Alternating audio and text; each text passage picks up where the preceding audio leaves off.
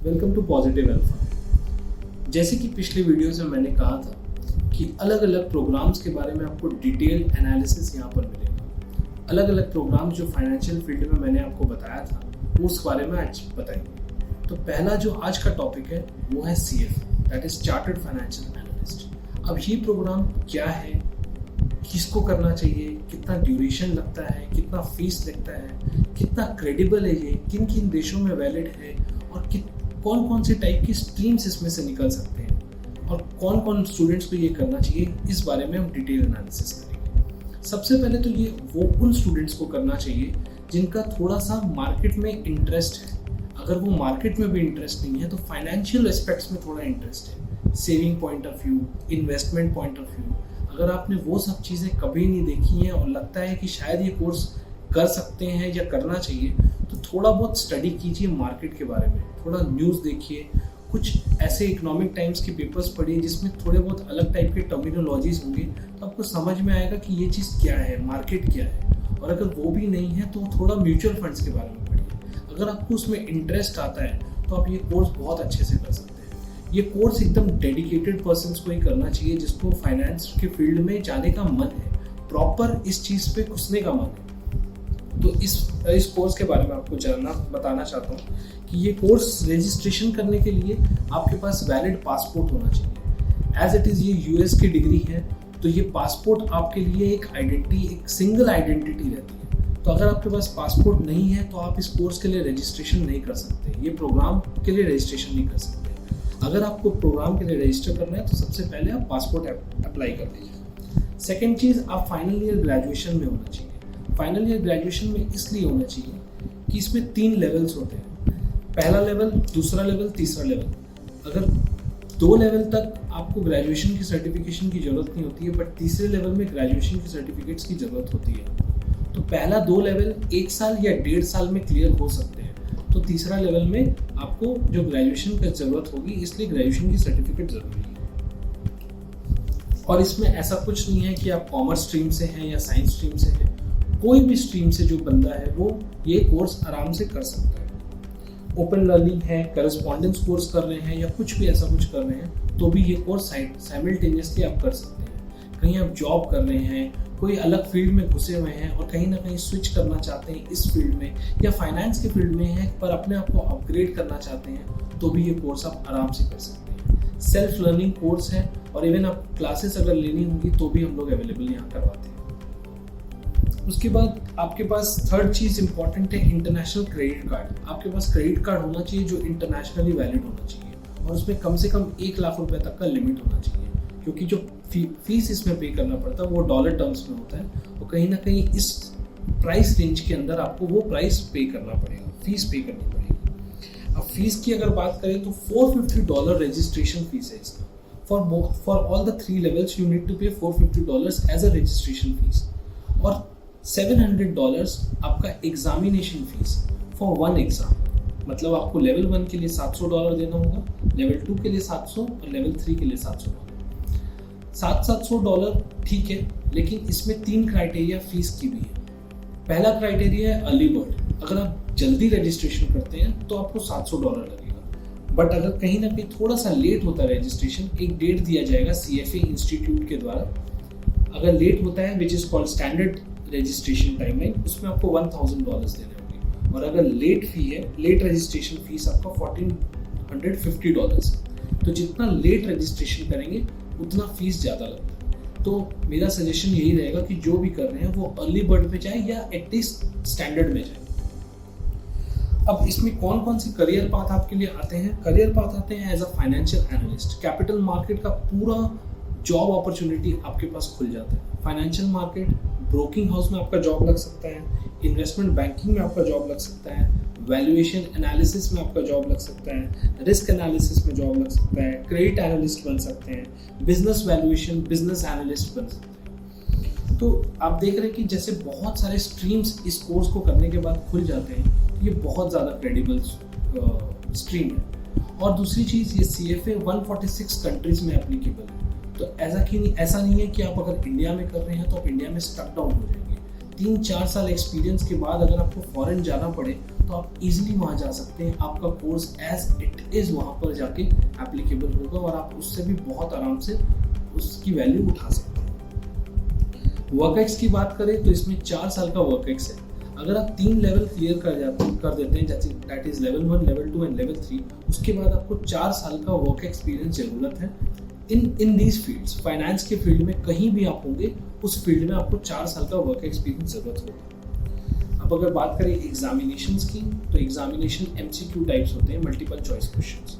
अब multiple choice question सोच के ये मत सोचिएगा कि उतना कोई खास एग्जाम नहीं होगा, बट कहीं ना कहीं जो इंडियन फ्रेमिंग एग्जाम्स होते हैं, जिसमें रिटन डाउन एग्जाम होते हैं, जिसमें कुछ भी बंदा लिख के आ सकता है या फिर बहुत भर भर के लिखना पड़ता है, इसमें ऐसा कुछ नहीं है। टू द पॉइंट आंसर देना होगा, आर या पार का सीन होता है। इधर the answer will be right, इधर the answer will be wrong. आपका कोई ऑप्शन नहीं मिलेगा इसमें कि आप स्टेप मार्किंग मिल गया या कुछ मिल गया। आपके आंसर्स या तो राइट होंगे या तो रॉन्ग होंगे। तो इसमें बहुत, और क्वेश्चंस भी फ्रेमिंग वैसे की जाती है कि आंसर्स आपको गेस वर्क पे ना मिले, आंसर्स आपको निकालना होगा। और मेहनत है, नो डाउट इसमें मेहनत है, बट वर्थ है, बहुत ज़्यादा वर्थ है। तो लेवल 1 के एग्जाम्स होते हैं जून में और दिसंबर में। लेवल 2 के एग्जाम होते हैं सिर्फ जून में। लेवल 3 के एग्जाम होते हैं सिर्फ जून में। लेवल 1 में 120 क्वेश्चंस मॉर्निंग सेशंस में आते हैं और 120 क्वेश्चंस इवनिंग सेशन में आते हैं, that is am session and PM session. अगर एएम सेशन की बात करें तो सुबह 9 से 12 बजे तक एक एग्जाम होता है, उसके बाद आपको 12 से 2 बजे तक ब्रेक मिलता है, फिर 2 से 5 बजे तक एग्जाम होता है। 3-3 घंटे का एग्जाम होता है, उसमें 120 क्वेश्चंस होते हैं और एमसीक्यू में वो आपको देने होंगे। रिजल्ट्स आते हैं इसमें परसेंटाइल बेसिस में। तो ऐसा नहीं है कि एमसीक्यू में आपके बहुत सारे आंसर्स राइट हुए तो आप बाहर निकल के बोल रहे हैं कि मेरा तो 90 आएगा ही आएगा। हो सकता है दूसरे का 100 आ जाए, तो आप हो सकता है 10 परसेंटाइल में आ जाए। तो आपका अगर एग्जाम अच्छा गया है तो औरों का भी एग्जाम अच्छा गया है। आपका एग्जाम खराब गया है तो आप ये आके नहीं बोल सकते कि मेरा एग्जाम खराब गया है, मैं तो शायद नहीं निकल पाऊंगा। औरों का भी एग्जाम खराब गया होगा, तो आप सेम पेज पे। तो ये परसेंटाइल रिजल्ट्स बहुत ज़्यादा अच्छा है किसी क्राइटेरिया, किसी रिजल्ट्स को चूज करने में, कि आप में बायस नहीं रहता है कि एग्जाम सबका खराब गया है और सबका ही अच्छा जाएगा। बीच में कोई वो नहीं है कि मेरा खराब गया या मेरा अच्छा गया। तो ये चीज़ बहुत अच्छा है। अब 2020 के लिए लेवल 1 ऐसा है, लेवल 1 में जून में एग्जाम और दिसंबर में एग्जाम, मैंने आपको पहले ही बताया। 2020 के लिए जून में और दिसंबर में एग्जाम्स है, बट 2021 में पूरा का पूरा इनका जो पैटर्न ऑफ एग्जामिनेशन है वो पूरा चेंज हो गया है। फ्रॉम 2021 कंप्यूटर बेस्ड टेस्ट हो गए। अभी तक पेपर बेस्ड टेस्ट होते हैं। पेपर में आपको एमसीक्यू राउंड ओवल शेप में राउंड करना पड़ता है, दैट इज ओएमआर शीट। वो जाता है यूएस और वहाँ प्रॉपर चेक होता है और 2 महीने के अंदर रिजल्ट आता है। अब कंप्यूटर बेस्ड टेस्ट होने लग जाएंगे। जो एग्जाम साल में 2 बार होते थे वो 4 बार होने लग जाएंगे, मतलब हर क्वार्टर में एक एग्जाम होगा। तो second month of every quarters में एग्जाम होगा। पहले इसका एक डेट होता था कि ये पर्टिकुलर डेट में एग्जाम होगा। अब स्टूडेंट्स को 7 दिन का एक ब्रैकेट दिया जा रहा है, जिसमें आप एग्जामिनेशंस अपने हिसाब से चूज कर सकते हैं। क्योंकि कंप्यूटर बेस्ड है, सेंटर्स इनको कम लेने पड़ेंगे, बहुत इजी है, सब कुछ पोर्टेबल है, तो इसलिए ये सब चीज़ ध्यान में रखा गया है। और अगर क्वेश्चंस की बात करें, जो 120 क्वेश्चंस आते थे मॉर्निंग और इवनिंग सेशन में, वो अब 90 और 90 आएंगे फ्रॉम 2021। और जो लेवल 1 में जो 2 एएम सेशन और पीएम सेशन में, जो पहले एएम सेशन और पीएम सेशन 3-3 घंटे का होता था, अब वो 2 घंटे 15 मिनट का हो जाएगा। क्वेश्चंस कम हुए हैं, साथ ही साथ टाइम भी आपका कम हुआ है, तो बेटर ही है कहीं ना कहीं। और लेवल 2 में जो एग्जामिनेशंस होते हैं वो विनिट्स होते हैं। विनिट्स मतलब एक पैसेज आएगा, एक पैरा पूरा लिखा होगा, उसको स्टडी करके उसके बेसिस में क्वेश्चंस होंगे। तो वैसे बहुत सारे विनिट 10-10 विनिट्स रहते हैं। मॉर्निंग में 10 आएंगे और इवनिंग में 10 आएंगे।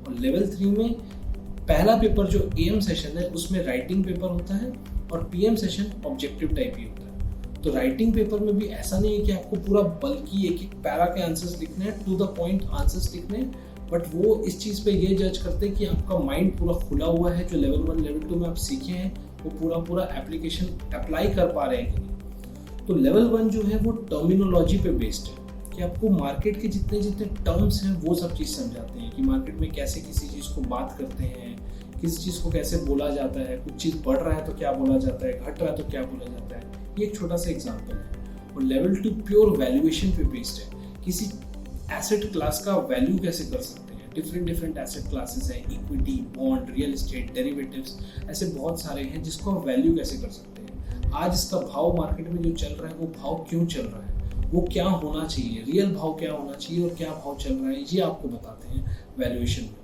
उसके बाद जो तीसरा लेवल है वो पूरा पोर्टफोलियो है।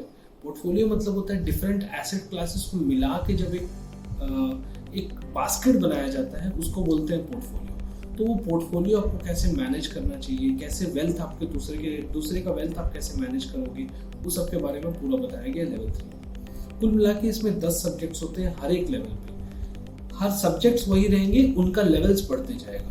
10 सब्जेक्ट सुन के घबराओ मत जाइए, सारे सब्जेक्ट्स इतने इंटर रिलेटेड हैं और इतने छोटे हैं कि आपको लगेगा कि ये 10 चैप्टर्स ही हैं जो बहुत अच्छे से कर रहे हैं। तो वो 10 सब्जेक्ट सारे चीज़ें इंपॉर्टेंट है फाइनेंशियल वर्ल्ड के लिए, जैसे एथिक्स है, क्यूएम है, इक्विटी है, बॉन्ड अलग है, पोर्टफोलियो है, डेरिवेटिव्स है, फिक्स्ड एसेट है, ऐसे 2-3 और होंगे। तो बहुत सारे ऐसे मतलब 10 सब्जेक्ट्स हैं जो आपको पढ़ने होंगे और सब कहीं ना कहीं इंटर रिलेटेड है। अब इस कोर्स को करने के लिए 2.5 से 3 साल लगेंगे। अब डिपेंड करता है आप स्टार्ट कब करते हैं। अगर आप अभी जून में स्टार्ट करते हैं पढ़ाई करना और दिसंबर में एग्जाम देंगे CFA लेवल 1 के लिए, तो आप एलिजिबल हो जाएंगे CFA लेवल 2 के लिए जून में, नेक्स्ट जून में। तो आपका दिसंबर में लेवल 1 खत्म होगा और लेवल 2 जून नेक्स्ट ईयर। तो आपका 1 साल में 2 लेवल खत्म हो गए।